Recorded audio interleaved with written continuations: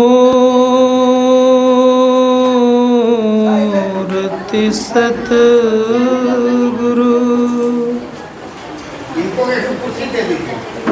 मिलवे सर्वाधार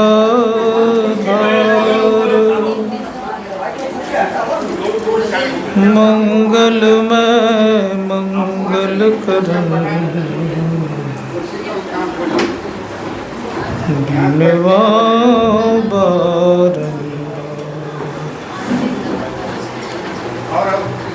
धन्य धन्य सतगुरु सुखदा महिमा कहीं न जाए जो कछु कहूँ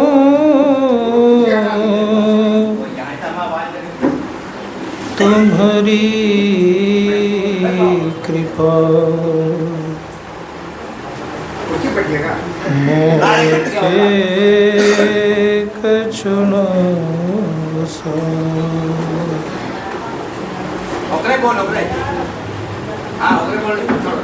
पांच कुर्सी और दे देना, पांच कुर्सी ना ना है कुर्सी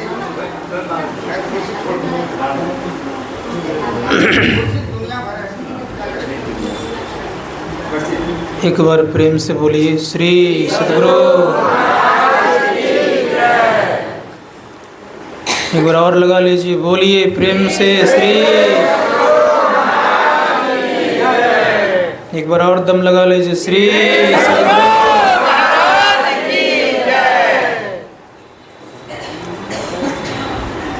विश्व ब्रह्मांड के नायक सर्वक्षण स्मरणीय संत सदगुरु के युगल पाद पद्मों में कोटि सनमन।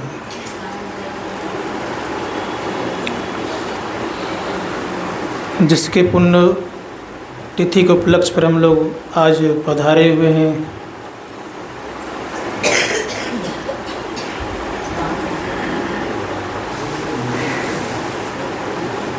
परमादरणीय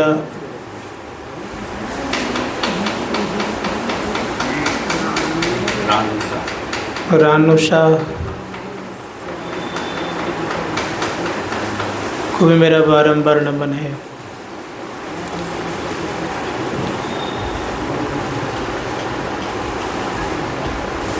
उपस्थित सभी धर्म प्रेमी सज्जनों, माताओं, बहनों, आज आदरणीय श्री कृष्ण देव बाबू ने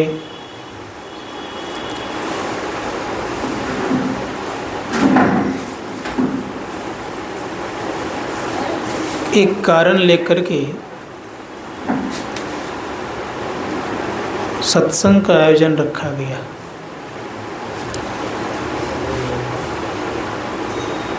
संसार के समस्त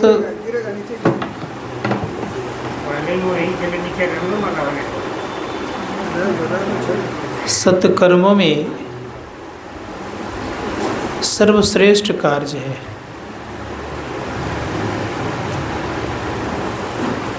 जितने प्रकार का संसार में कर्म कांड होते हैं, उन सभी कर्म कांडों से लगभग कथाओं के माध्यम से आप लोगों को पता है कि ठीक ठीक प्रेत योनि से भी मुक्ति नहीं मिलती। कहेंगे आप लोग, हम लोग तो रात दिन किसी न किसी उपलक्ष्य पर कर्मकांड करते ही हैं, और आप बोल रहे हैं कि मुक्ति नहीं मिलती है। थोड़ा सा विचार करके देखिएगा, आपके सदग्रंथों में ऐसी कथा है, मन में होगा वो कथा कहाँ है। धुंधकारी जब शरीर का परित्याग कर दिया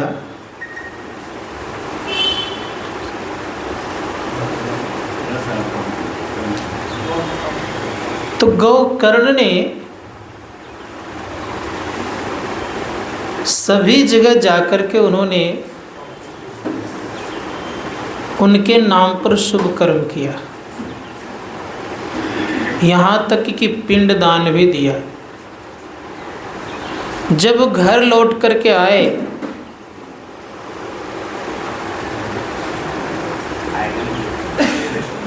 तो घर तो खंडर हो चुका था।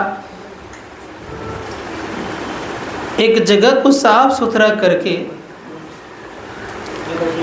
जो ही रात्रि काल विश्राम करने लग गए तो गौकर्ण के ऊपर पर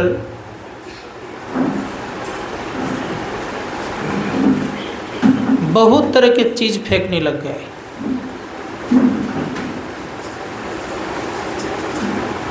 कभी गंदा चीज फेंक दे, कभी मांस का टुकड़ा इत्यादि फेंक दे, और भिन्न भिन्न तरह के आवाज भी निकालने लग गए। कभी डरावना, कभी भयावह, कभी रोने की आवाज। जब इन सारे कर्मों को करके थक गया धुंधकारी, तो चित्कार करके रोने लग गए। गौकर्ण पूछते कि तुम हो कौन? धुंधकारी कहता है कि भाई मैं तुम्हारा ही छोट बड़ा भाई हूँ। कब तुम्हारी ये हालत? कब मेरे द्वारा भिन्न भिन्न प्रकार के दुष्कर्म होने के कारण मैं प्रेत योनि में चला गया हूँ। बहुत पीड़ा, बहुत कष्ट हो रहा है।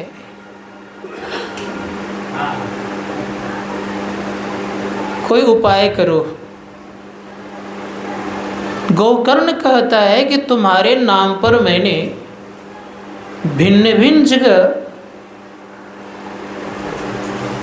पिंडदान दिया है, सत्कर्म किया है, फिर भी तुम्हारी ये हालत।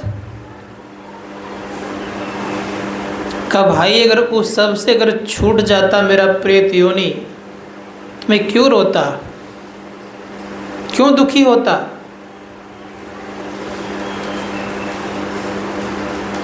तब कहते क्या उपाय करें? कहीं इसके विषय में तुम ही सोच सकते हो कि तुम महात्मा हो। बहुतों से पूछा, बहुतों से पूछने के बाद जब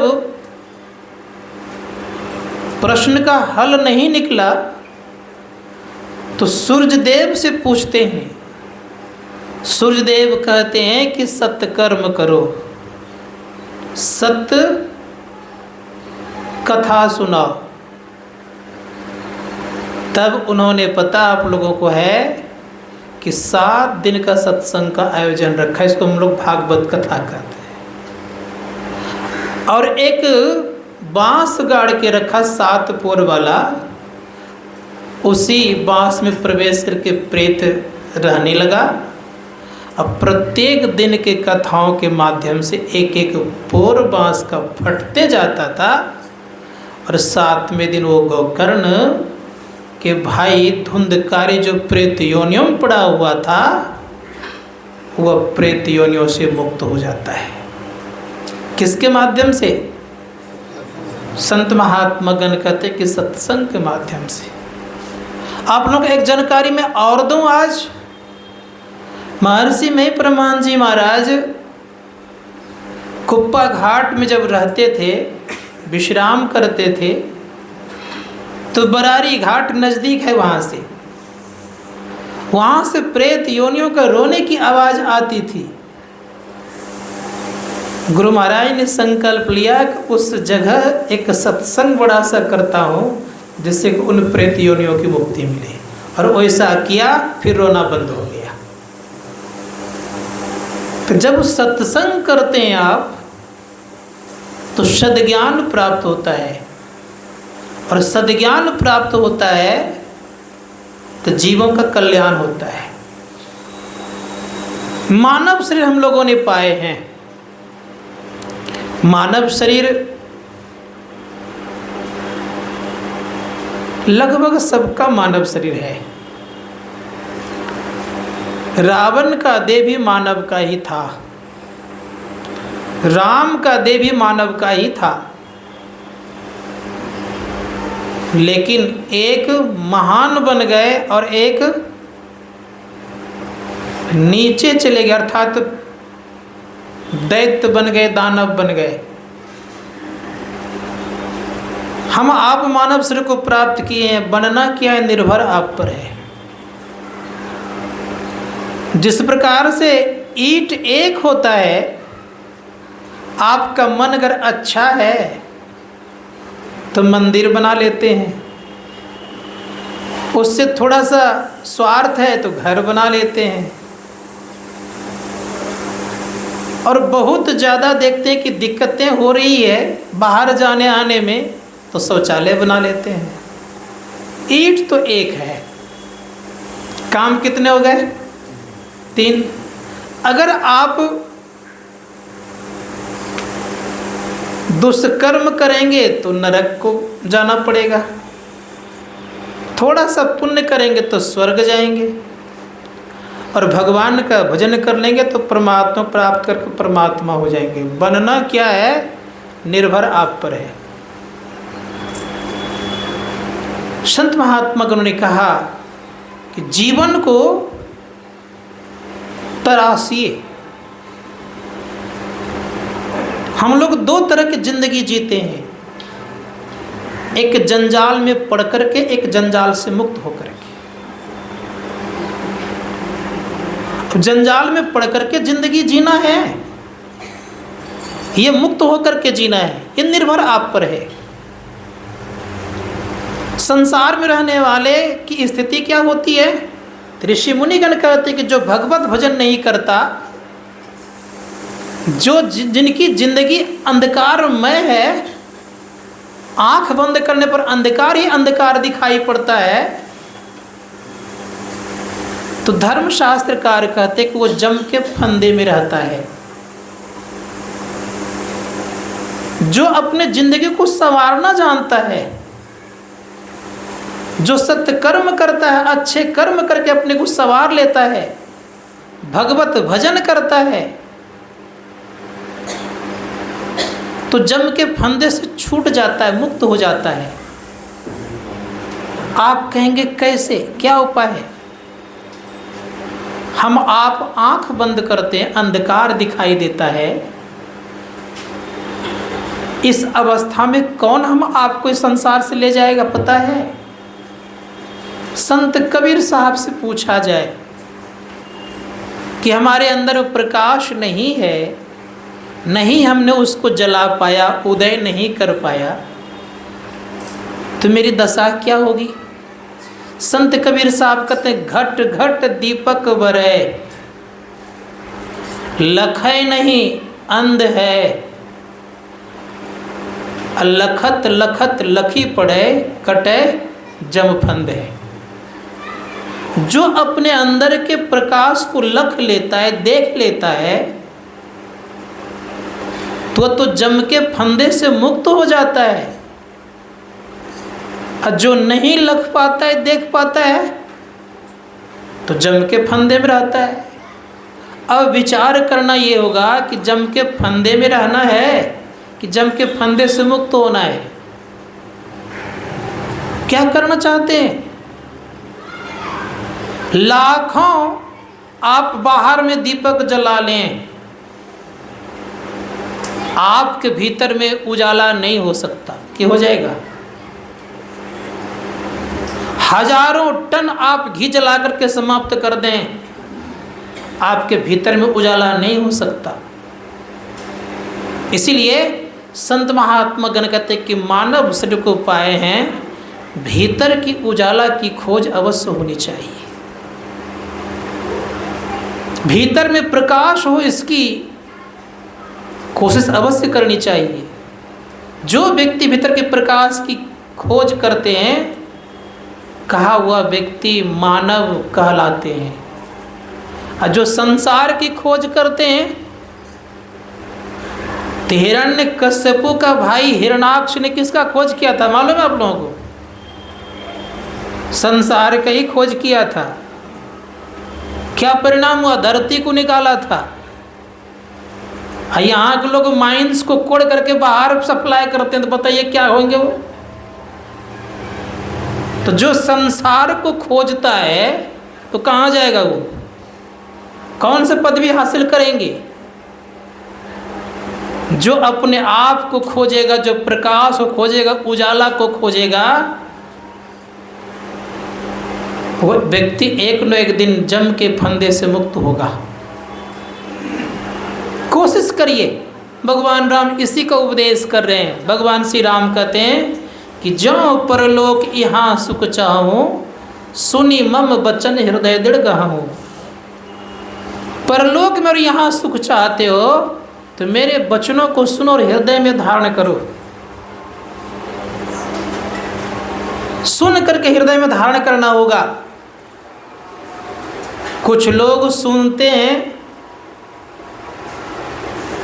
और कान से निकाल भी देते हैं। तो ऐसे व्यक्ति का कोई संसार में कीमत नहीं होता है। एक प्रसंग सुनाता हूं मैं आप लोगों को। एक कलाकार था,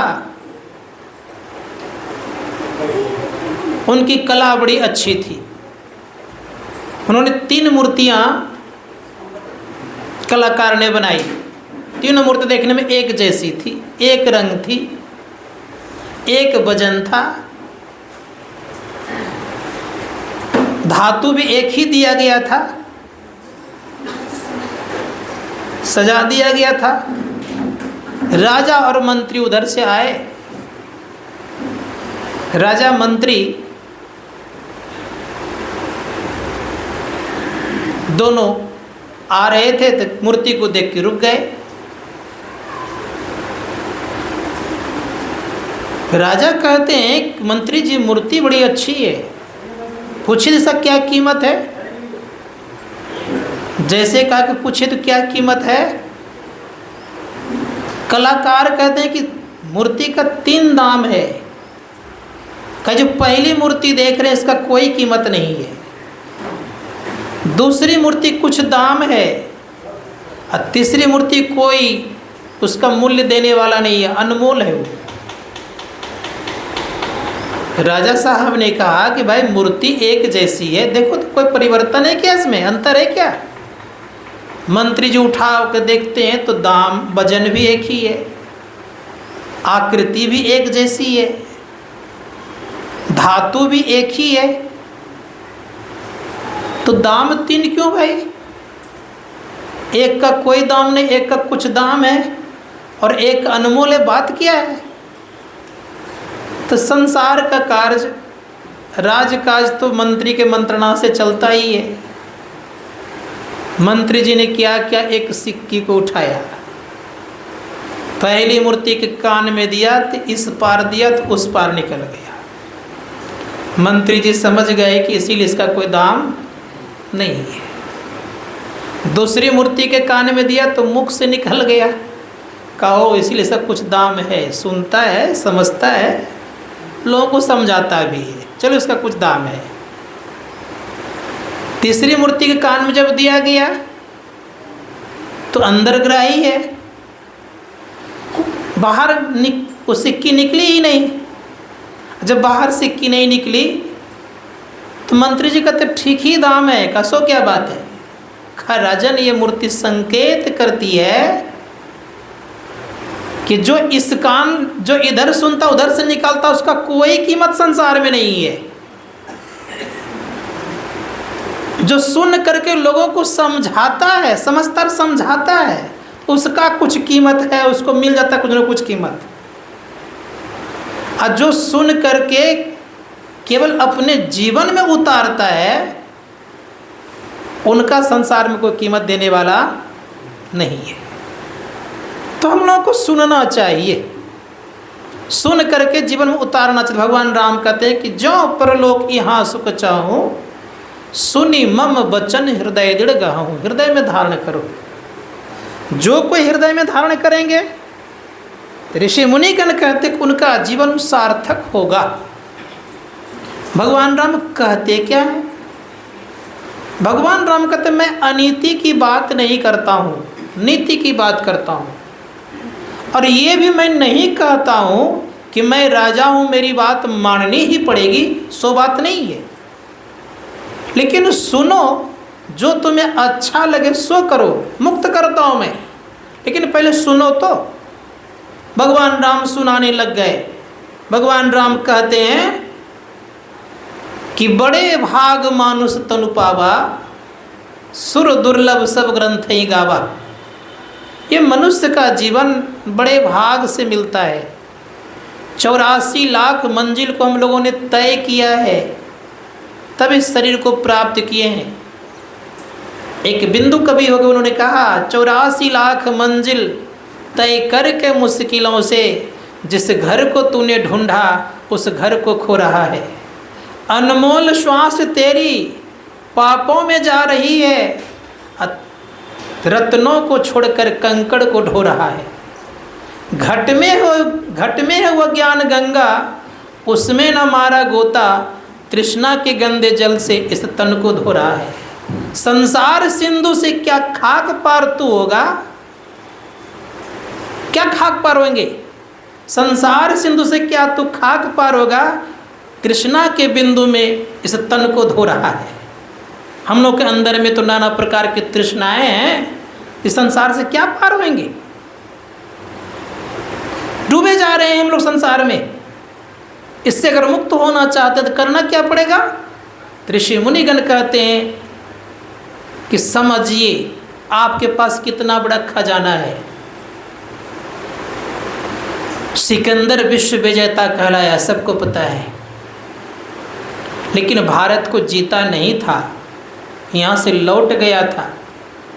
इन लौट जाने के क्रम में याद है कि जब आया भारत तो लौटाने वाला कोई साधारण व्यक्ति नहीं था, ऋषि ही थे। ऋषि के पास जब पहुँचे, उनका नाम था दंडायन ऋषि। दंडायन ऋषि के पास सर्वप्रथम उन्होंने कुछ भेंट स्वरूप भेजा, हीरे जवाहरत चांदी सोना जो भी होता है, सिपाहियों के माध्यम से भेजा था। नहीं स्वीकार किया, कहा ले जाओ। सिकंदर खुद आए उससे ज़्यादा सामान लेकर के। कहा सिकंदर इसकी आवश्यकता मुझे नहीं है। सिकंदर कहता है कि ऋषिवर आपके पास तो रहने का घर नहीं है, खाने का कुछ भी नहीं है, पीने का जल पात्र भी नहीं है, और फिर भी कहते इसकी आवश्यकता नहीं है, तन पर वस्त्र भी नहीं है। दंडायन ऋषि कहते हैं नदी बह रही है, प्यास लगती पानी पी लेता हूँ, जाड़ा गर्मी लगती इस गुफा में प्रवेश कर जाता हूँ, भूख लगती बहुत सारे वृक्ष हैं फल देते रहते हैं वृक्ष, उससे फल खा लेता हूँ। सिकंदर इसकी आवश्यकता नहीं है। सिकंदर कहता है कि मैं विश्व विजेता तो कहलाता हूँ, लेकिन मेरे जीवन में शांति नहीं है। सिकंदर को दंडायन ऋषि ने कहा कि जिधर शांति है उधर तो तुम चला ही नहीं। आए हो तुम भारत को जीतने के लिए। और सिकंदर तुम सुनो एक बात मेरी, आज से तुम गिनती कर लो, मात्र तुम्हारी 120 दिन आयु बची हुई है, तुम अपनी माँ से मुलाकात भी नहीं कर पाओगे। भारत को क्या करोगे जीत करके? सिकंदर वहीं से लौटता है।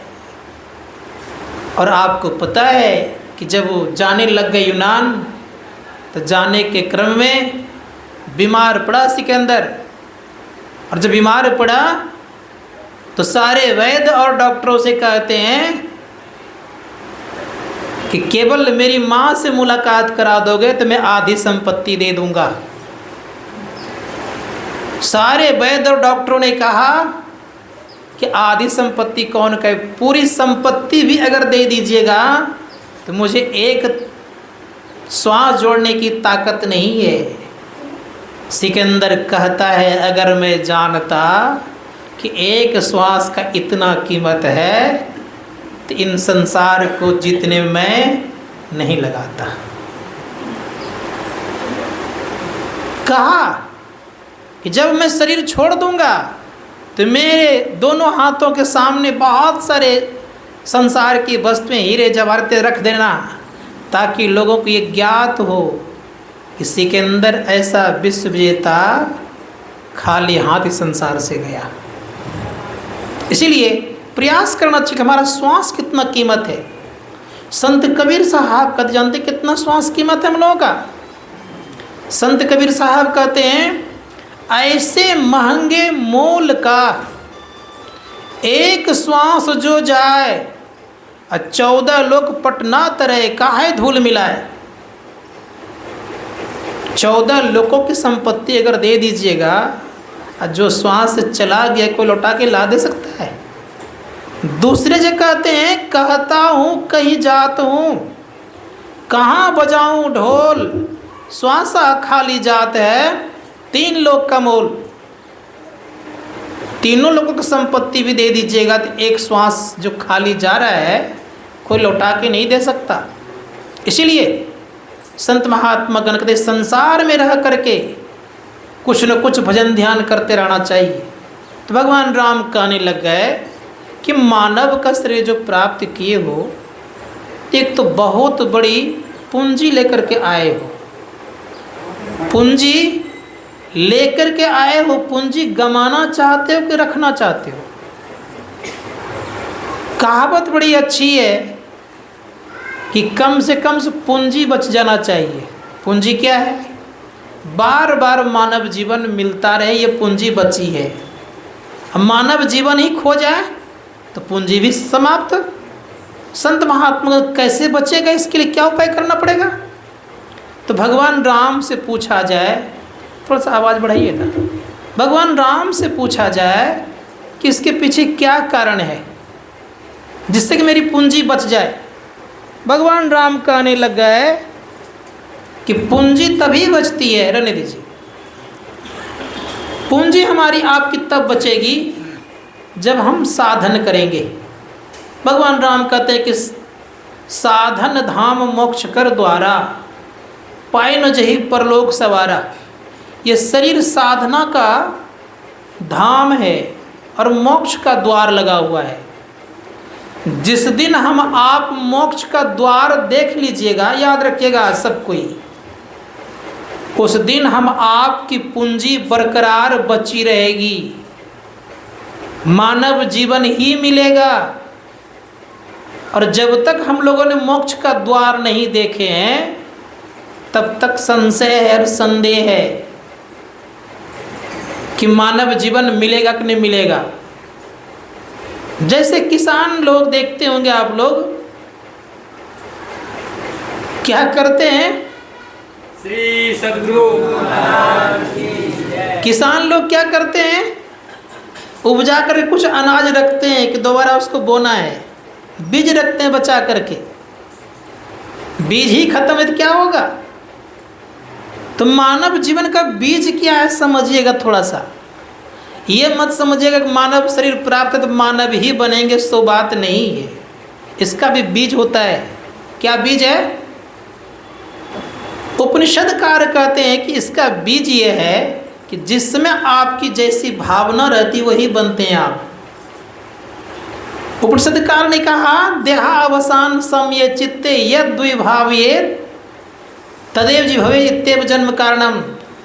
शरीर छोड़ने वक्त जो जो आप चित्त में भावना करते हैं वही वही जन्म का कारण बनता है। मान लिया जब शरीर छोड़ते वक्त अगर किन्हीं के मन में आ जाए कि मुझे आज मिठाई खाना है, तो कहाँ जाएंगे?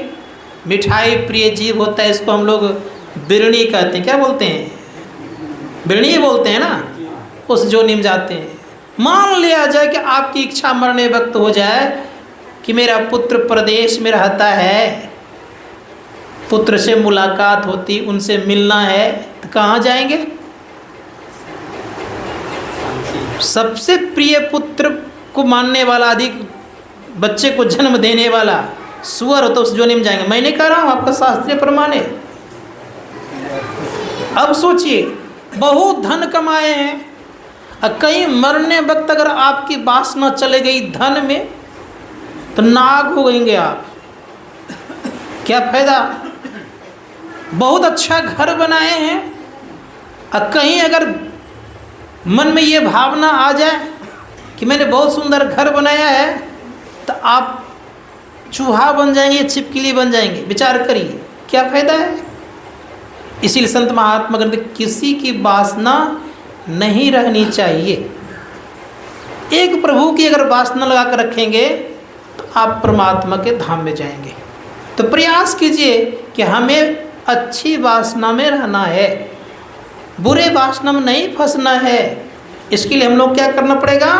तो संत महात्मा कहते इसके लिए हम लोगों को भगवान राम के कथनानुसार साधना करनी पड़ेगी।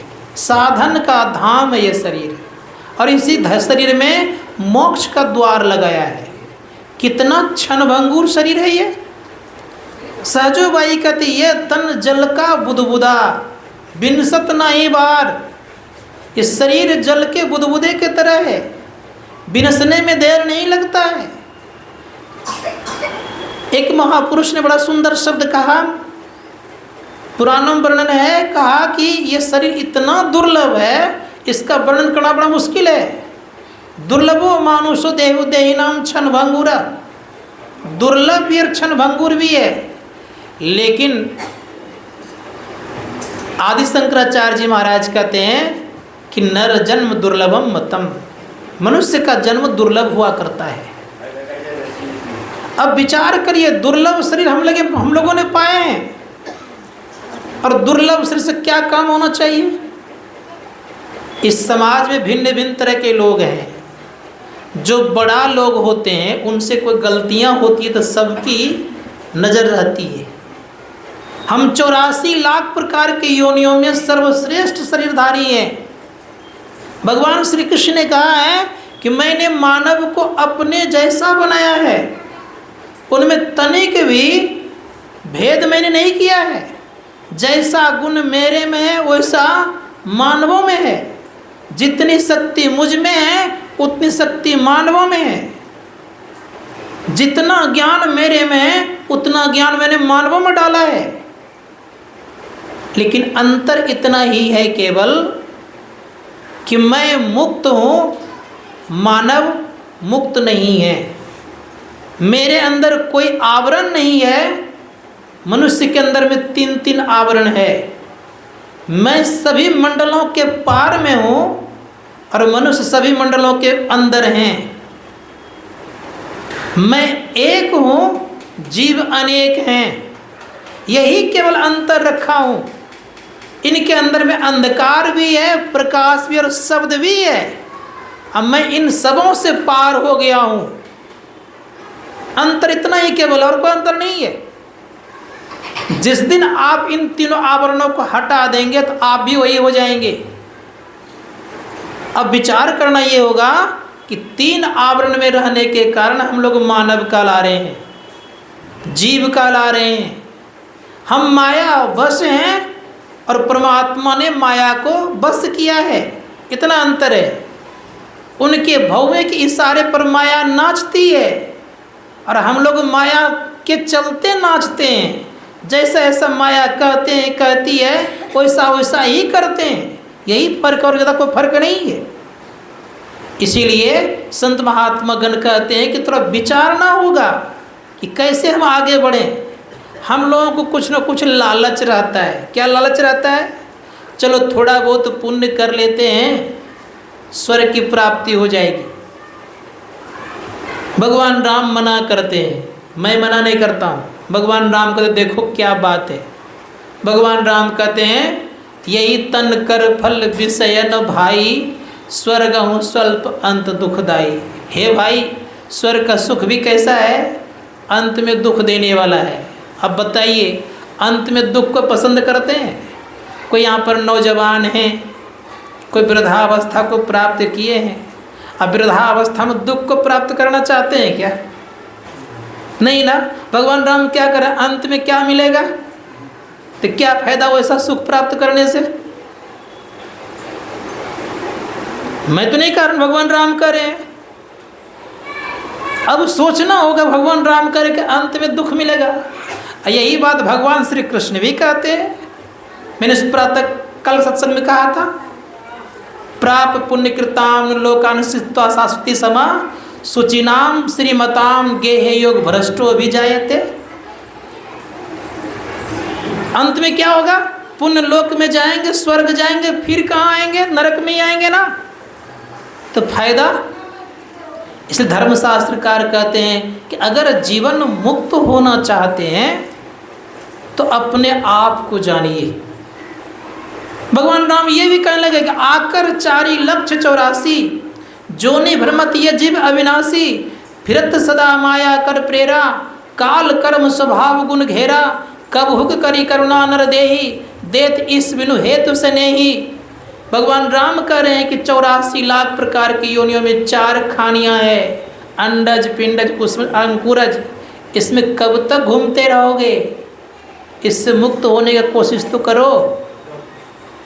और एक बात और जानना चाहिए, इस शरीर का परित्याग करते हैं। अगर कोई इस शरीर को दुष्कर्म करके शरीर का परित्याग कर दिए हैं तो उन व्यक्तियों को मानव जीवन मिलना बहुत कठिन हो जाता है। आपके पुराणों में प्रसंग है कि 1-2 महीने नहीं लगते मिलने में, 1-2 वर्ष नहीं, 1-2 हजार वर्ष नहीं, 2.25 अरब वर्ष लगते हैं मानव जीवन को प्राप्त करने में। विचार करके देखिए, मैं नहीं कह रहा हूं, इतने घूमने पड़ते हैं। ऐसे भी हम लोग औसतन निकालें 84 लाख प्रकार की योनि है। आपके कछुए की आयु 300 वर्ष लगभग है, हाथी का आयु लगभग 100 वर्ष के हैं, अजगर सांप की आयु 1000 वर्ष है। औसतन निकाल लीजिए थोड़ा सा। और 84 लाख प्रकार की योनि है। अगर मान लिया जाए उस योनियों में अगर मल ज़्यादा नहीं, सब मिला के जोड़ें कितना हो जाएगा? इतने दिन लगते हैं घूमने में। धर्मशास्त्रकार कहते हैं कि अगर हम लोग को थोड़ा सा समझदारी है, इस जोनियों में हम नहीं जाएं। यही बात उपनिषदकार कहते हैं, यह चेद वेदित सत्यमस्ति न चेदिहा न वेदी महति विनिष्ट भूतेषु भूतेषु विचित धीरा प्रत्यास्माद लोकादमृता भवंती। अगर इस जन्म में ब्रह्म को जान लिया तब तो ठीक है, अगर इस जन्म में ब्रह्म को नहीं जाना तब बहुत बड़ी भारी हानि है। क्या हानि है भाई? कहानी ये है कि हम 84 लाख प्रकार की योनि में जाएंगे, महाभय में चले जाएंगे। और दुख जानिए कितना होता है। संत महात्मा गण कहते हैं कि इन दुखों से मुक्त होना चाहते हैं तो एक उपाय संसार में कर लीजिए। वो उपाय क्या है? ऋषि मुनि गण कहते वो उपाय ये है कि हमें भगवान का भजन करना चाहिए। भगवान का भजन कैसा भजन? भगवान राम से भजन कैसा भजन करना चाहिए? भगवान राम कहते और हूँ एक गुप्त मत सब ही कह कर जोर, शंकर भजन बिना नर भक्ति न पावहि मोर। का गुप्त भजन करना चाहिए। गुप्त भजन क्या है? यहाँ पर तो कभी शंकर भजन बिना नर भक्ति न पावहि मोर।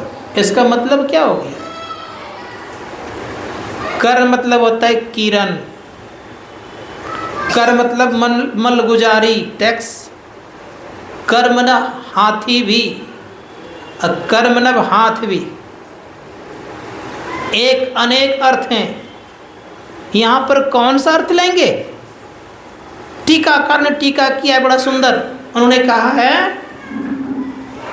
कि शंकर है यहाँ, तालब स्व अनुस्वर कौर शंकर नहीं है, दंत स्व अनुस्वर कौर शंकर है। इसका अर्थ आप लोगों को पता होगा क्या होता है।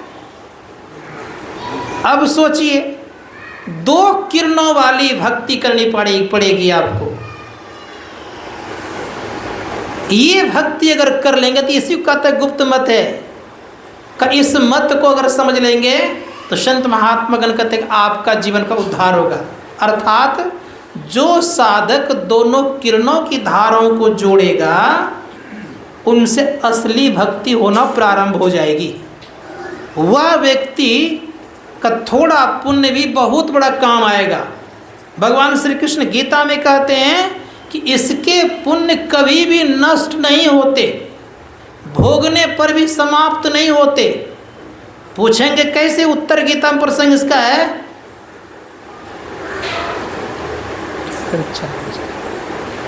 उत्तर गीता में है, भगवान श्री कृष्ण कहते हैं कि देखो भाई, इसके पुण्य कभी समाप्त नहीं होते, इसका पुण्य बरकरार बना रहता है। इसलिए हम लोगों को सोचना पड़ेगा क्या करना होगा।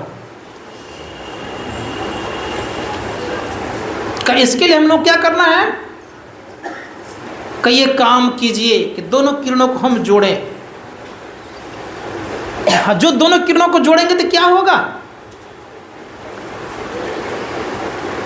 तो संत महात्मागण कहते हैं कि आपके जीवन में एक प्रकाश का उदय होगा, जो आपका अपना प्रकाश है। चंद्रमा सूर्य के प्रकाश से प्रकाशमान है, लेकिन याद रखिएगा, हम आपकी जो आँख है ये भी दूसरों के प्रकाश से देखने का काम करते हैं। इसके भी अंदर में एक रहस्य है। क्या रहस्य है? ये दोनों आँखों का पावर हाउस कहीं न कहीं है अवश्य। उपनिषदकार कहते हैं कि जहाँ पर जीवात्मा रहती है वहीं से इसमें प्रकाश आता है। कहाँ जीवात्मा रहती है? उपनिषदकार ने कहा कि बिंदु मध्य जीवात्मा सूक्ष्म रूपेण वर्तते। बिंदु के मध्य में जीवात्मा रहती है और सूक्ष्म रूप से विराजमान है। वहीं से इन दोनों में प्रकाश और पूरे शरीर में, संपूर्ण शरीर में आपको ताकत मिलती है और शरीर भी संचालित होते रहता है। तो प्रयास करना ये होगा कि उस चीज़ को हम जाने। कैसे जानेंगे? तो भगवान श्री राम कहते हैं कि इसके लिए सच्चे महापुरुषों को जानिए, जान करके उनसे शिक्षा दीक्षा लेके करने का प्रयास कीजिए। भगवान राम ने कह दिया कि सच्चे महापुरुषों को जानिए। भगवान श्री कृष्ण क्या कहते हैं? भगवान श्री कृष्ण कहते हैं कि हे अर्जुन, तत्व ज्ञानियों की सेवा जाके करो, सेवा करके उनको प्रसन्न करो, और जब प्रसन्न हो जाए तब क्या करो? तब उनसे जिज्ञासा करो कि कैसे हम परमात्मा को प्राप्त करेंगे। तब तुम्हारे जिज्ञासा का समाधान करेंगे। भगवान श्री कृष्ण कहते हैं तद विद्धि परिपातेन परिप्रश्नेन सेव्या उपदक्षन्ति ते ज्ञानम ज्ञानस्तत्वदर्शिना। भगवान श्री कृष्ण कहते हैं कि तत्वदर्शियों की सेवा करो। और हमारे गुरु महाराज कहते हैं गुरु की भक्ति साधु की सेवा बिनु नहीं कछू पाई हो। अगर सच्चे मन से आपने तत्वदर्शियों की सेवा की, अगर उन्होंने आपको ज्ञान ध्यान की बातें सिखा दिए, तो निश्चित याद रखिएगा कि आपका कल्याण होगा। अब रह गई बात भक्ति की, बात बार बार कही जा रही है। भक्ति कहाँ से प्रारंभ की जाती है? गोस्वामी तुलसीदास जी महाराज से पूछिए भक्ति प्रारंभ कहाँ से की जाती है। गोस्वामी जी महाराज कहते हैं 13 से 3 अवस्था तजहूँ भजहूँ भगवंत, मन क्रम वचन अगोचर, व्यापक व्याप अनंत। 3 अवस्थाएं हैं, याद रखिएगा सब कोई। हम लोग प्रत्येक दिन 3 अवस्था में जाते आते रहते हैं। जागृत, स्वप्न और सुषुप्ति अवस्था में प्रत्येक दिन जाते हैं और पुनः आ भी जाते हैं जागृत अवस्था में। गोस्वामी जी महाराज कह रहे हैं कि इन अवस्थाओं को तजो, तीनों को तजो, चौथी अवस्था में पहुँचो, वहाँ से तुम्हारी भक्ति प्रारंभ होगी। चौथी अवस्था मतलब जिसको हम तुरीय की अवस्था कहते हैं। तुरीय कहाँ है? तुरीय आपके शरीर के भीतर में है। कहाँ से प्रारंभ होता है? ऋषि मुनिगण ने कहा कि तुरीय की अवस्था दोनों दृष्टि की धारें जब जुटती है, अंतःकरण प्रकाश जब उदय होता है, तो वहाँ से तुर्य की अवस्था प्रारंभ होती है। कि वहाँ से भक्ति प्रारंभ की जाती है। एक विहार में बहुत उच्च कोटि के महापुरुष हुए, उनका नाम लक्ष्मीपति गोसाई जी महाराज है। उनके विषय में थोड़ा जानिए, तब कुछ आगे बात बढ़ाता हूँ। लक्ष्मीपति गोसाई जी महाराज कहते हैं,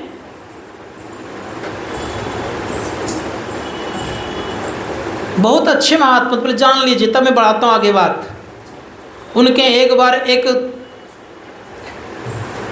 समय में 5 महात्मा आए रात्रि काल में। देहात में 5 महात्मा आ जाए, अब उस जमाने में क्या हालत होगी, जो कि अंग्रेजों का राज। रात्रि काल में आए, खाने पीने की व्यवस्था थी नहीं। 5 महात्मा चिमटाधारी थे। कुटिया में प्रवेश कर गए। कहा महात्मा जी कुछ खिलाइए। कहा महाराज कुछ तो खाने पीने का है नहीं। तो उसमें से एक महात्मा कहते ऐसे नहीं खिलाएगा पिलाएगा, चिमटा दिखाओ तब खिलाएगा पिलाएगा। कहा खीर खाऊंगा और कुछ नहीं खाऊंगा। अब रात्रि काल में दूध कहाँ से लाए, कहाँ से, उस समय तो डेयरी का दूध चलता नहीं था, उसमें देहात है, कहाँ से लाएंगे। लक्ष्मीपति जी गोसाई जी महाराज कहते हैं अपने शिष्य के, देखो जी वो जोड़िया में पानी है ना, डालो। बर्तन में पानी डाला गया, आंच लगा दिया गया। कहा चावल नहीं है और चीनी भी नहीं है। का रोड पर बालू है, जाइए उत्तर भारत बालू मिलेगा रोडे पर आपको। का डाल दो पूरा पूरा। बालू डाल दिया और पानी डाल दिया, लगा दिया आँच, खीर बन करके तैयार हो गया। क्या परोस दो, परोस दिया गया, भरपेट खिलाया। 5 साधु कहते वाह ऐसे तो खिलाते नहीं है, चिमटा दिखाए देखो कितना सुंदर खीर बनाया। इस तरह खीर तो कभी जीवन में खाया ही नहीं था। सुबह हुआ, सब के सब कमंडल लिए गए बाहर। जब उधर से आते तो कहते रे तुम्हारे पेट से क्या निकला। खा बालू। का तुम्हारे पेट से बालू। जब आ गए कहा महाराज जी आप बताइए, रात में हम लोगों को खीर खिलाया या पेट से बालू निकल रहा है, बात क्या है। का खाए थे बालू तो निकले कहाँ से खीर।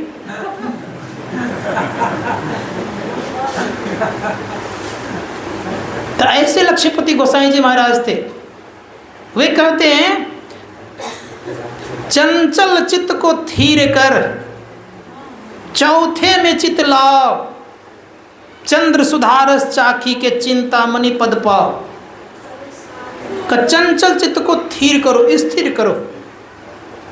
चौथे से मतलब होता है तुर्य अवस्था में अपने को ले जाओ। वहाँ क्या मिलेगा।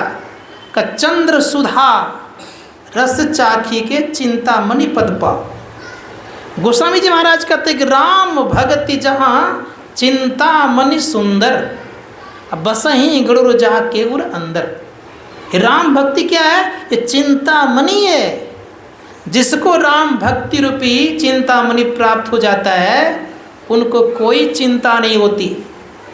संत कबीर साहब से पूछा गया कि आप भी चिंता कभी करते हैं। कबीर साहब कहते कबीर चिंता क्यों करें, मम चिंता क्या होए।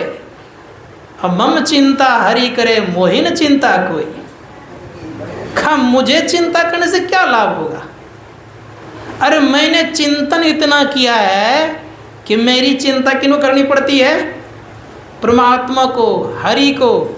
मुझे चिंता नहीं है। तो चिंता तो उनको सताती है जो संसार में डूबे रहते हैं, और जो चिंतन करेंगे तो उनका चिंता करने वाला कौन है, परमपिता परमात्मा। याद रखिएगा। इसीलिए चिंतन करिए। चिंता के लिए शरीर नहीं मिला है ये, लेकिन हम लोग के शरीर में इतना चिंता घुसा हुआ है तो ले किधर जाता है।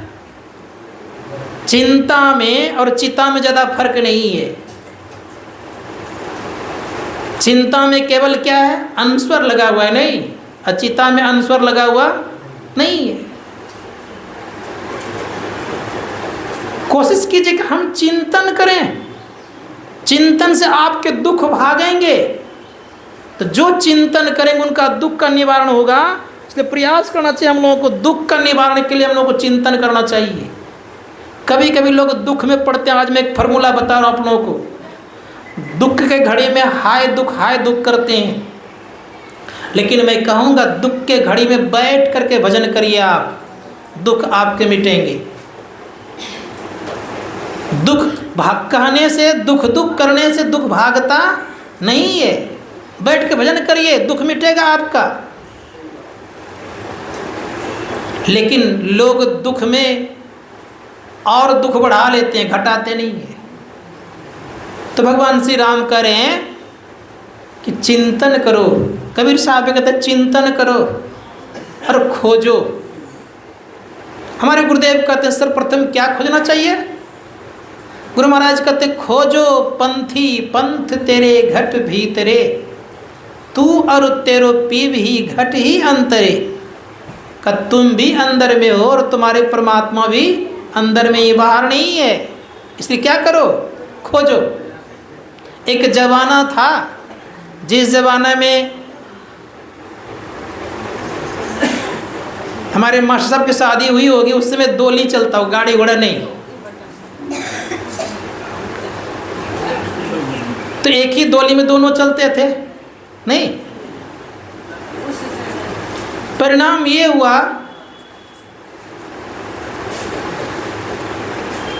जो पालकी ढोने वाले व्यक्ति थे उसने कहा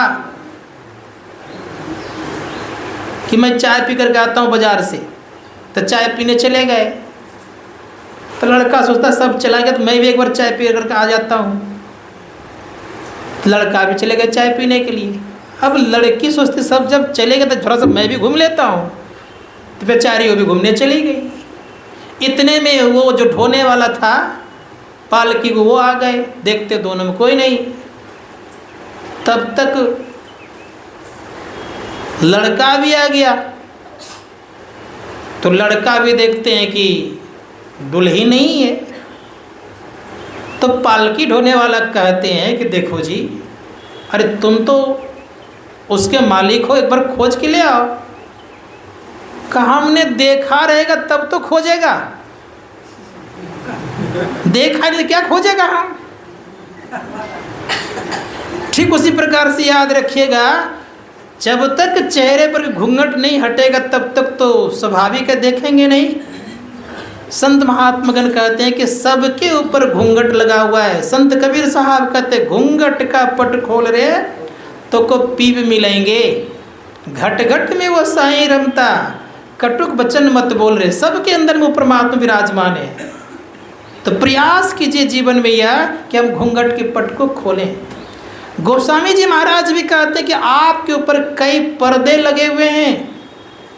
गोस्वामी महाराज कहते हैं माया बस मति मंद अभागी, हृदय जबिन का बहुविधि लागी, ते सठ हट व संशय करही, निज अज्ञान राम पर धरही, काम क्रोध मद लोभ रता, गृहा आसक्त दुख रूप, ते किमि रघुपति मूड पड़े तमकूप। कहाँ पड़े हुए हम लोग हैं? अंधकार के कुएं में पड़े हुए हैं।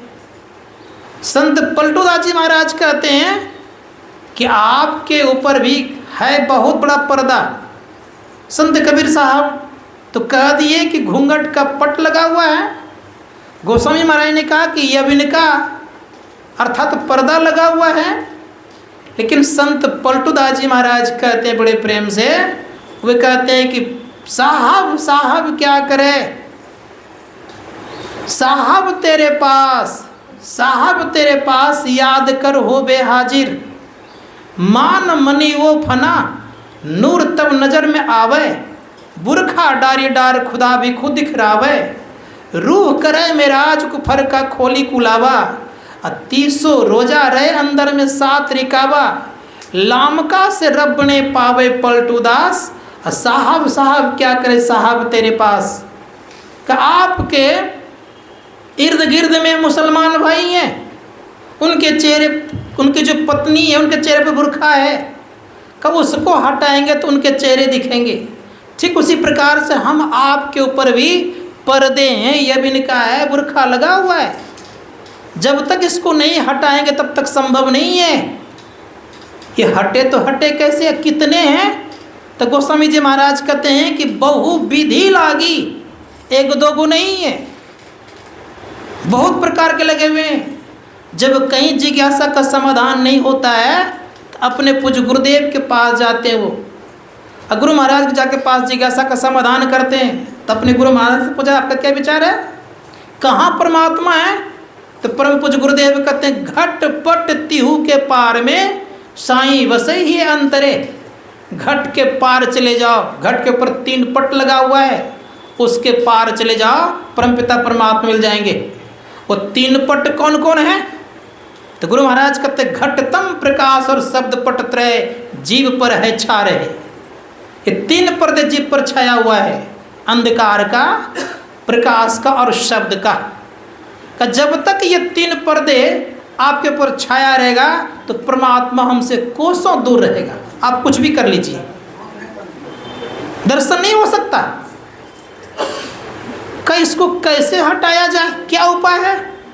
तो गुरुदेव कहते हैं कर दृष्टि और ध्वनि योग साधन ये हटाना चाहिए, इनके हटे माया हटेगी।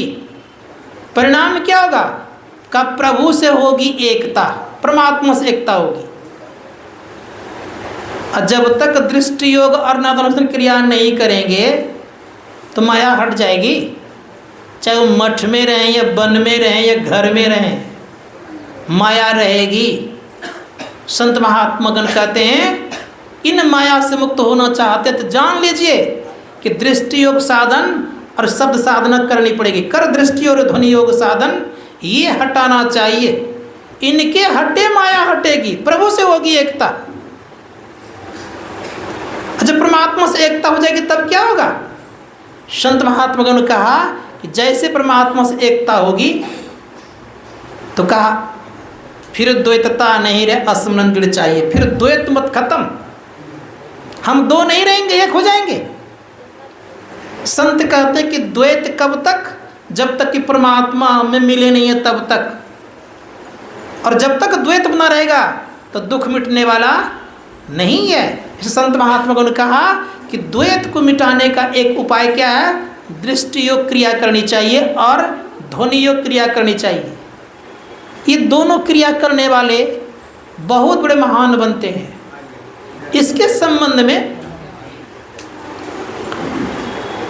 आदि शंकराचार्य जी महाराज कहते हैं कि सुनो, नादानुसंधान एक ऐसी क्रिया है जो कि विष्णु के पद पर अवस्थित कराता है, दूसरा और कोई नहीं। इसलिए उसकी खोज होनी चाहिए। भक्ति क्या है? लोग समझते हैं कि हम मंदिर जाएं, पूजा कर लें, भक्ति हो गई। लेकिन शंकराचार्य जी महाराज से पूछिए, विवेक चूड़ामणि में स्पष्ट उन्होंने खोल के कहा है आत्मानुसंधानम भक्ति रित्य भी धीयते। आत्मा की जब अनुसंधान करते हैं आप तो भक्ति कहलाती है। भक्ति क्या है? संत कबीर साहब कहते भक्ति निसेनी मुक्ति की, संत चढ़े सब धाय, जिन जिन मन आलस किया जन्म जन्म पछता है। भक्ति एक प्रकार की निसेनी है, अर्थात सीढ़ी है। किसकी? मुक्ति की। मुक्ति की सीढ़ी है,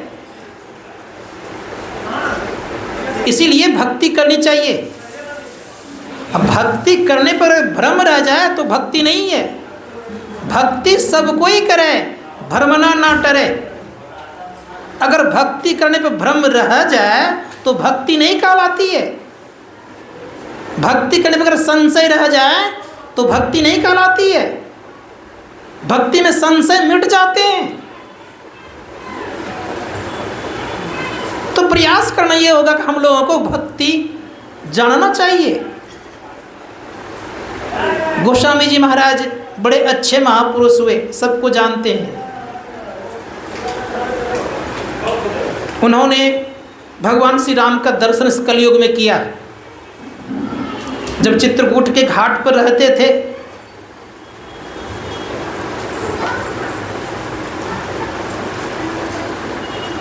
तो जब शौच करके आते थे तो कुछ पानी बच जाता था, एक वृक्ष में डालते थे। तो संजोग यह है कि उस वृक्ष पर प्रेत रहता था, उसने उनको दर्शन दिया।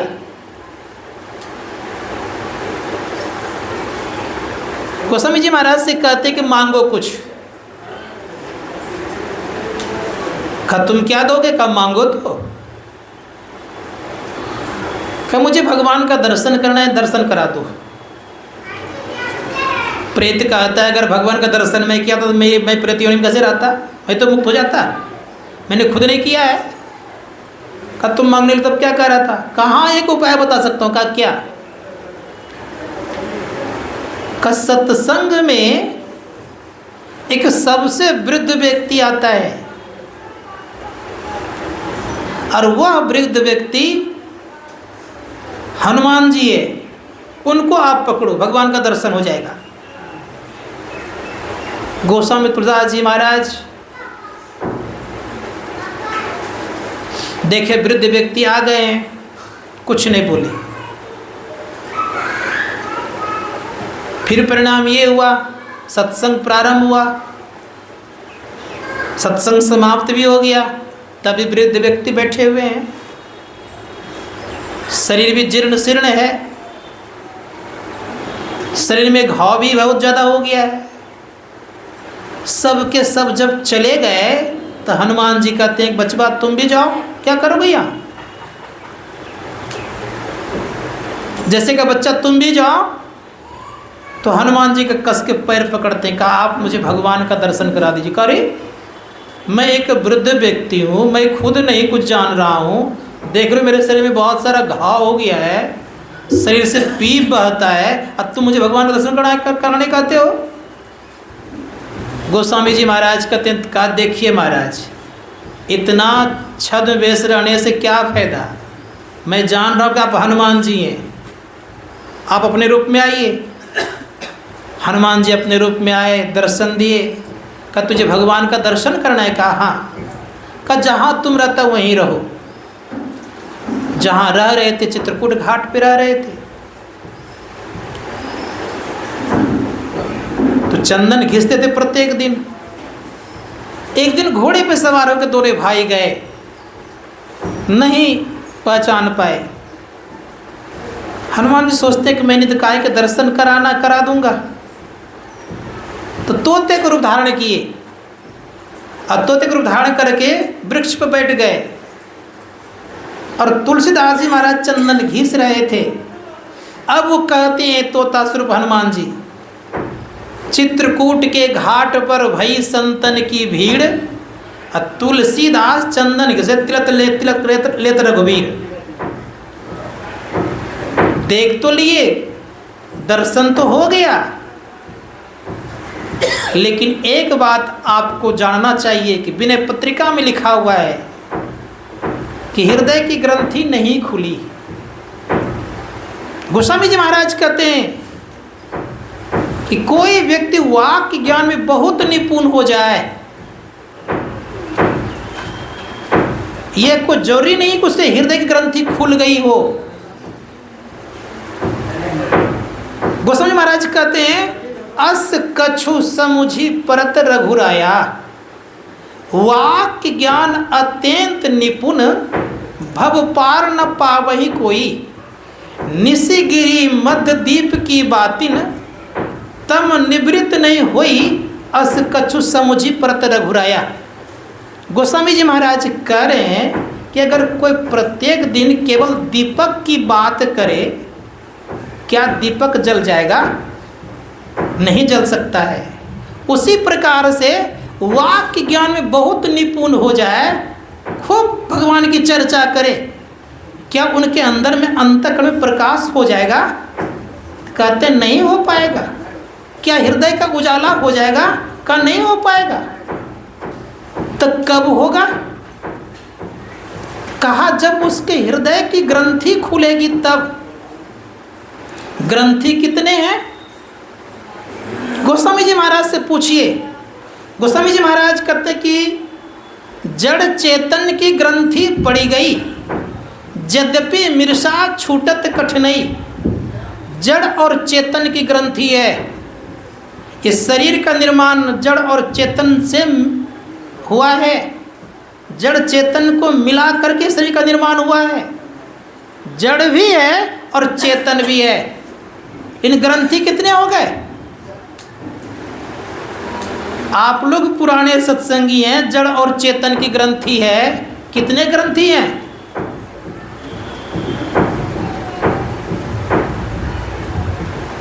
एक काला धागा है और एक लाल धागा, याद रखिएगा।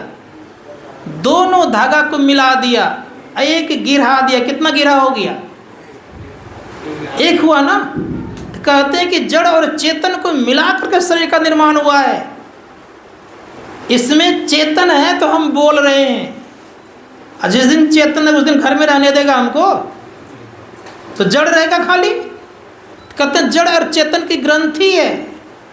ये ग्रंथि तब खुलता है, याद रखिए, ये ग्रंथि तब खुलती है, ये गांठ तब खुलता है जब आप परमात्मा को यानी अपने आप को जानते हैं। तब अपने आप को जानेंगे तो ये गांठ या गिरह खुल जाएंगे आपके। इसके लिए क्या करना पड़ेगा? का गांठ खोलने के लिए कोई यंत्र भी है? ऋषि मुनि के संसार में कोई यंत्र अब तक नहीं बना है। जितने संसार के लोगों ने न्यूक्लियर बम बनाया है, सारे बम लगा दिया जाए एक व्यक्ति के ऊपर में, तब भी वो गांठ नहीं खुल सकता, याद रखिएगा।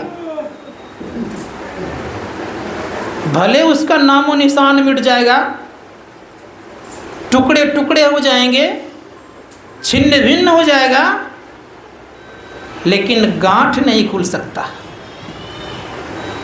क्यों नहीं खुलेगा वो गांठ? गांठ के ऊपर में जो स्थिति बता रहे हैं, जड़ को समझिए कहाँ तक जड़ है। जिस शरीर को हम देख रहे हैं इसको स्थूल देह कहते हैं। इसके भीतर में सूक्ष्म देह है, और सूक्ष्म के भीतर में कारण देह है, और कारण के भीतर में महाकारण। ये चारों जड़ शरीर है, और तब उसके ऊपर में चेतन शरीर है। इतनी दूरी कोई न्यूक्लियर बम कर सकता है क्या? यहां तक पहुंच सकता है क्या? तो कैसे खुलेगा? तब क्या उपाय है? ऋषि मुनि गण तो यह गांठ तब खुलता है जीवन में कि जब परमात्मा के बनाए रास्ते पर चलते हैं। तब संसार में समस्त प्रकार के पूजा पाठ मानवकृत निर्माण है, लेकिन अब प्रकाश और शब्द की जो उत्पत्ति है ये परमात्मा कृत है। कौन प्रकाश और कौन शब्द? संत महात्माओं ने कहा कि संसार की सृष्टि शब्द से, और शब्द में प्रकाश है ही। उपनिषदकार कहते हैं बीजाक्षरम परम बिंदु नादम तस्य परिस्थितम सशब्दे चाक्षरे छिन्न निशब्दम परमम पदम। अक्षरों का बीज बिंदु होता है। कोई भी अक्षर लीजिए आप, एक तस्वीर भी बनाइएगा ना तो पहले आप क्या करेंगे? बिंदु ही देंगे, तब तस्वीर का निर्माण। अंत भी किस पे होगा? बिंदु पर ही। कोई भी कलम चलाते हैं, याद रखिएगा, संसार में कोई भी कलम चलाने के क्रम में उसमें आवाज होती है, भले हम ना सुन पाए।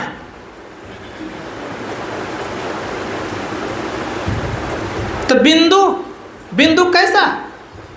कलम में जिस तरह की स्याही होती है, आपके फोल्डर पेन में लाल स्याही है तो पॉइंट कैसा बनेगा? लाल। काली स्याही है तो पॉइंट कैसा बनेगा? काला। हरी स्याही है तो पॉइंट कैसा बनेगा? हरा। तो आपके अंदर जो दृष्टि है, और रेखा किसे कहते हैं? जिसमें केवल लंबाई ही लंबाई है, चौड़ाई नहीं है, मोटाई नहीं है, उसे हम रेखा कहते हैं। ये भी हम आप लोग जानते हैं कि दो रेखाओं के मिलन को हम बिंदु कहते हैं। यद्यपि हम एक त्रिभुज बनाते हैं तो कहते हैं कि माना कि ABC एक त्रिभुज है, यद्यपि आप कलम से हकीकत बना रहे हैं, फिर मानना क्यों? संसार में कहीं भी किसी भी चीज से लेकर के आप रेखा बनाएंगे, उसमें कुछ न कुछ मोटाई चौड़ाई होगी कि नहीं होगी? इसीलिए मानते हैं। हमारी आंखें की धारा जो है, इसमें देखने की शक्ति है, ये जो रेखा बनती है ये वास्तविक बनती है, ये काल्पनिक नहीं। का इसके दोनों के जुटने से जहाँ पर बिंदु उदय वो वास्तविक बिंदु होगा। इसलिए हम लोग ये भी कहते हैं कि दो रेखाओं के मिलन को हम बिंदु कहते हैं। जहाँ पर दो रेखाएं मिलती है उसे हम क्या कहते हैं? बिंदु कहते हैं। कि जैसे हमारे दृष्टि की धारें जुटेगी एक बिंदु उत्पन्न होगी। क्यों बिंदु उत्पन्न होगी? दो रेखाएं मिल गई। और बिंदु का रंग कैसा होगा?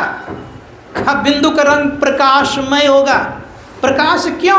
कि देखने की जो शक्ति है ये प्रकाशमय होने के नाते दो रेखाओं का मिलन जहाँ होगा वो बिंदु प्रकाशमय निश्चित है।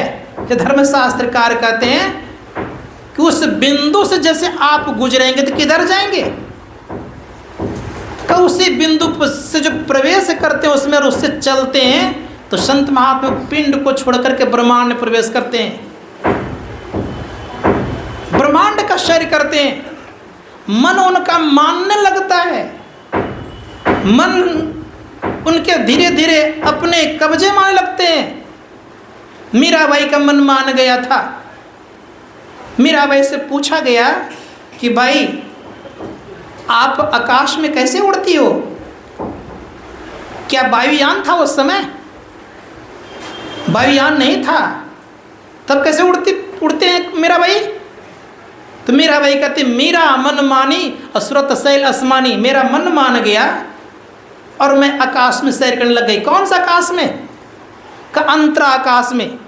जो साधक अंतराकाश में सैर करेगा सदैव याद रखिएगा उनके जीवन का सदा के लिए दुख भाग जाएगा। कभी उसके जीवन में दुख नहीं रहेगा, आवागमन मिट जाएगा। तो धर्मशास्त्रकार का संसार शब्दमय है। तो जहाँ शब्द नहीं है वहाँ पहुँचने पर आप आवागमन से मुक्त होते हैं, अर्थात जन्म चक्र से छुट्टी मिल जाती है। कहाँ शब्द नहीं है? संत कहते अनंत में शब्द नहीं है। अनंत की परिभाषा क्या है? केवल एक ही एक है वो, अनंत दो नहीं होता। और जहाँ दो कहेंगे तो सीमा वाला हो जाएगा, वो ससीम के अंतर्गत आएगा। और जो ससीम आएगा तो समझिएगा वो अनंत नहीं होगा। तो परमात्मा ससीम नहीं है, असीम है, अनंत है। इसीलिए उस परमात्मा को जानने के लिए आपको भी अनंत में मिलना पड़ेगा, अर्थात अनंत तक पहुंचना पड़ेगा। जहाँ तक शब्द है वो ससीम कहलाता है। और ससीम रहने पर याद रखिएगा सब कोई परमात्मा का दर्शन तो होता है लेकिन मिलन नहीं होता है। साक्षात्कार तो हो जाता है लेकिन मिलना नहीं होता है, द्वैत रह जाता है। इसीलिए हम लोग एक शब्द सुनेंगे सो हम, जो आप हैं सो मैं हूँ, दोनों दूसरों को अंतर नहीं है, द्वैत रहता है। जब अनंत में पहुँच जाता है तो द्वैत खत्म हो जाता है। हमारे गुरुदेव कहते हैं हम प्रभु एक कहीं हुई, द्वंद्व और द्वैत रहे नहीं कोई। द्वंद्व भी नहीं रहेगा, द्वैत भी नहीं रहेगा। इसलिए गुरुदेव कहते हैं सब द्वंद्व द्वैतन के पार में। परमात्मा का है सभी द्वंद्व और द्वैतन के पार में है। रोज हम लोग गाते हैं सारे प्रपंचन के पार में, सारे जंजाल के पार में, और द्वय अनामय अमल अति अधेयता गुण पार में, सत्ता स्वरूप अपार सर्वदा सबके पार में बता रहे गुरु महाराज। और यहाँ तक कहते हिरण्य गर्भ हूँ के पार में। हिरण्य गर्भ तक क्या है? द्वैत है। संत महात्मा कहते अनंत नहीं है, ये ससीम है ये। इसलिए हम लोगों को प्रयास करना चाहिए कि जो ससीम को पहुँचाएगा उनका आवागमन नहीं होगा। इसलिए हम लोगों को प्रयास करना होगा कि चलना है आपको भीतर भीतर। चलने के लिए मन को समझाना पड़ेगा। मन मानता जल्दी नहीं है, संसार में चौकड़ियाँ भरते रहता है, बंधन नहीं फिर बंधन दिखता है इसके ऊपर।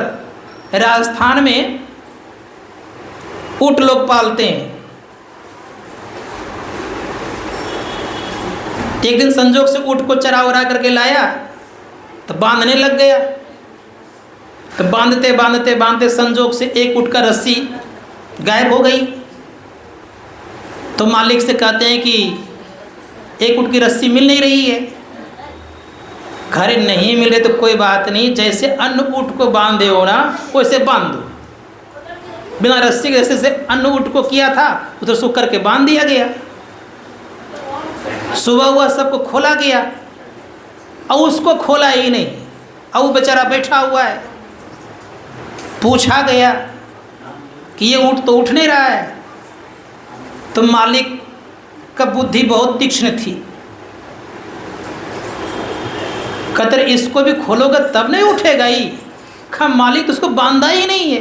कल तुमने जिस तरह से बांधा तो उस तरह से फिर से खोलना शुरू करो। जैसे झूठ मूठ को बांधा, झूठ मूठ खोल दिया फिर उठ गया वो। उसी प्रकार से हम लोगों की हालत है। बांधा कोई नहीं है, कोई बांधा है लेकिन बंधे हैं गहरे बंधन में। संत महात्मागण कहते हैं इन बंधनों को तोड़ने के लिए दृष्टि योग की साधन करनी पड़ेगी। नानक जी महाराज कहते हैं मोह कुटुंब सवै सबकार, मोह तजहु तुम सकल वीर, नदर करे ता युह मोह जाए। अर्थात जो दृष्टि योग क्रिया करता है उनका मोह भागता है। जब तक दृष्टि योग क्रिया नहीं करेंगे तो मोह नहीं जाएगा। क्यों मोह नहीं जाएगा? कारण क्या है? आप देख लीजिए, स्वामी राम तीर्थ से एक व्यक्ति आए मिलने के लिए। स्वामी राम तीर्थ ने कहा कि स्वामी राम तीर्थ से कहा स्वामी जी क्या बताऊं, संसार के बंधन से छूटना बड़ा मुश्किल है। टूटे वृक्ष के सहारे खड़े थे बेचारे। का संसार का बंधन बहुत जटिल है, छूटता नहीं है। स्वामी राम तीर्थ उसे टूटे वृक्ष कस के पकड़ लिया। पकड़ते हुए कहता है कि बचाओ भाई, मुझे पकड़ लिया है वृक्ष ने। कहा स्वामी जी क्या मजाक कर रहे हैं, वृक्ष ने पकड़ा है क्या आपको पकड़ा है? आपने पकड़ा है वृक्ष को? कहा भाई वृक्ष ने पकड़ लिया है। कहा क्या मजाक है ये, पकड़े हैं आप खुद वृक्ष को, कहते हैं कि वृक्ष ने पकड़ लिया है। स्वामी जी कहते हैं कि जब मैंने खुद वृक्ष को पकड़ा है तो तुमको माया ने कैसे पकड़ लिया है? तुमने पकड़ा है ना, कि माया ने पकड़ा है तुमको? लगता है कि माया ने पकड़ा है, माया नहीं पकड़ा, हमने पकड़ा है। किसी को पकड़ा नहीं है, हमने पकड़ के रखा है। किन से? मन से। तो मन से जब तक संसार को पकड़ेंगे तो परमार्थ कैसे बनेगा? अब परमार्थ बन जाएगा तो स्वर्ग तक बनेगा। दान पुण्य करेंगे, यज्ञ करेंगे, हवन करेंगे, कोई तीर्थ व्रत में जाएंगे, जप तप करेंगे, क्या होगा?